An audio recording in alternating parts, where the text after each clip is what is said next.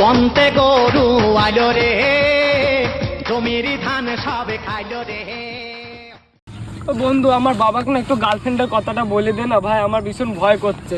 তুই চাপ নিচ্ছিস কেন? তোর বন্ধু না আমি? তুই চল, আমি এখনই তোর বাবার কাছে যাচ্ছি, চল।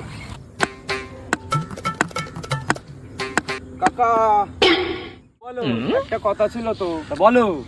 সাদার বিয়েটা দিয়ে দাও। ওর কি বয়স হয়েছে? সেই বিয়ে দেওয়ার মতন ওর কি বয়স হয়েছে বলতো না? ওই পাড়া টুম্পা বৌদি না কইলো কত বড় হয়ে গেছে। কি করে দেখলো? কি জানি, বললো হাইটে বড় হয়ে গেছে। ও তাই বল, আমি অন্য কিছু ভেবে নিচ্ছি। বিয়েটা দিয়ে দাও।